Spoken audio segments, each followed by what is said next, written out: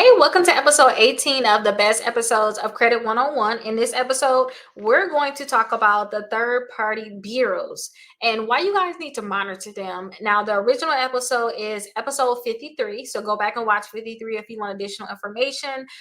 What we're going to talk about now is an actual checklist that I put together for you guys so that you guys can actually know.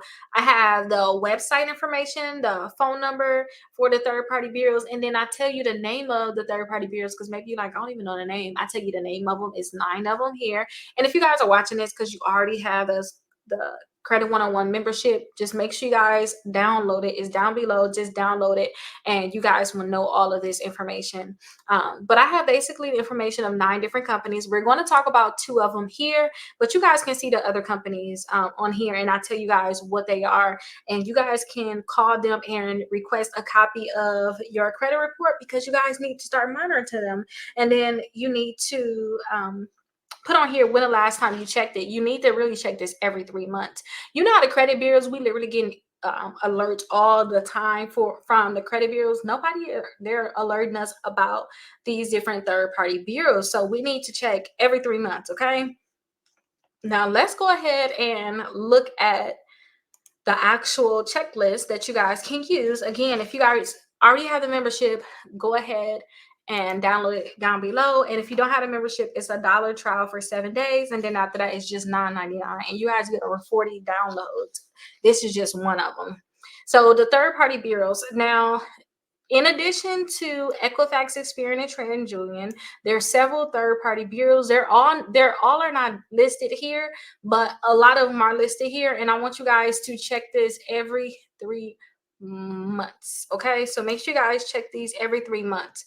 Now, the first one we're going to talk about is check systems. Now, when I was young, I worked at a bank, and check systems was something that they always checked. It basically is information related to your checking and savings accounts, and then especially account closures, saying you owe money or you have unpaid fees, or maybe you have fraud. So whenever you want to open up a checkings account, a lot of times they're going to check your check systems.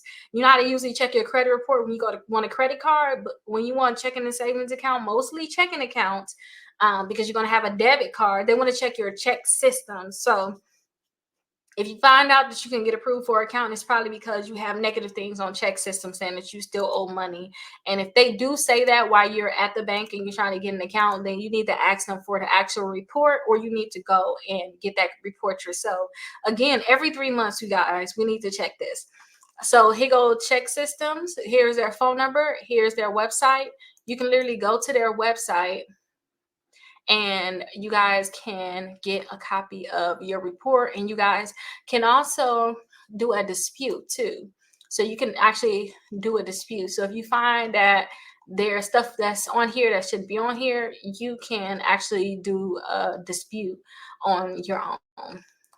So definitely you can do a dispute, because a lot of times when you get your report, you already have your report because you got it from the company, but you can definitely get it here. But if you see his information on there, you need to do an actual dispute. So this is how you actually get your report. Again, you want to do this every 3 months and put on here the last time you actually got it. So you'll put right here the date that it was last checked, and then the notes. If you want to set a reminder in your phone, like on one day, maybe once a quarter. It's a few other things you need to do. Just make that be one of the things that you need to do. Take a week to get these different things done and check on them. And if you see anything that's there that should not be there, then you really need to send in the dispute letter. So we have another one, which is Innovis, whatever you want to call it. I've heard it multiple ways. I just want you guys to hear, like, oh, I know what you're talking about. I heard that before, so that you guys can actually call the companies or know exactly what's going on. So credit information similar to what's already on our TransUnion, Equifax, and Experian report is here. And some lenders actually get their report from this, especially with all the disputing that we're doing now, y'all. A lot of these companies are like hip on it. They already know what's happening. So they want to go to some of these third-party bureaus and get your information from there because they know that you're not disputing that most likely. But any bureau that's holding information for us, I found, can be listed under FCRA. So they have a duty to make sure that this information is accurate. That's what I found out. They have a duty to make sure all the information is accurate. And if it's not accurate and I dispute it, then they have to verify it, update it, or delete it. So think of these as like all the other bureaus, basically, because when you get your report, if you see anything bad on there, you guys, you have to make sure you guys do a dispute. So let's actually go ahead and go to the website. If for those people that don't like to go to the website, you can call them too, okay? Don't overthink, just call.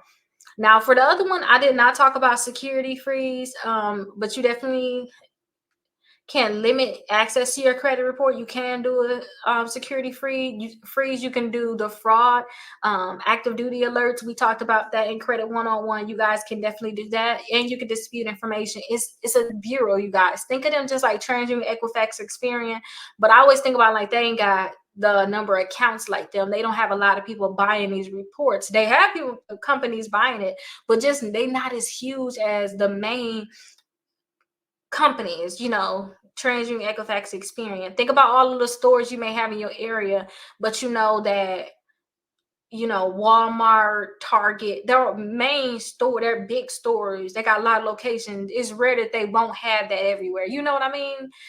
Think of it like that. They're like a TransUnion, Equifax, Experience, a big company, but that don't mean you could not. If you don't have a Walmart or you don't have a Target, that don't mean you couldn't go somewhere else to get information, to go get things in your neighborhood. And think about them as this is another place where people can get a credit report. But you can click right here and order your report. And if you guys see anything inaccurate, you can do the dispute here. But that dispute letter that I gave you guys, and we literally just went over the dispute letter. The dispute letter that I gave to you guys in episode 13, I believe that's the one that's recorded last. Episode 13, you can use that dispute letter to remove these accounts, whatever you see on here. And when I say credit bureau, name and address, you're using whatever company it is that's listed here. Again, it's 9 of them. I just went over 2 of them. Find out what other bureaus are there and literally treat them just like any other credit bureau. They're not special, okay? And the 3 credit bureaus are not special. Send dispute letter. This account should not be here. Do a follow-up dispute. Episode 13, I give you a dispute letter that you can use. And also, we talk about follow-up responses. It's nothing special, okay? But these third-party bureaus need to be checked every 3 months to make sure that the information is accurate on here. So hopefully this is helpful. If you don't have a membership already, again, I have a dollar trial down below for the first 7 days.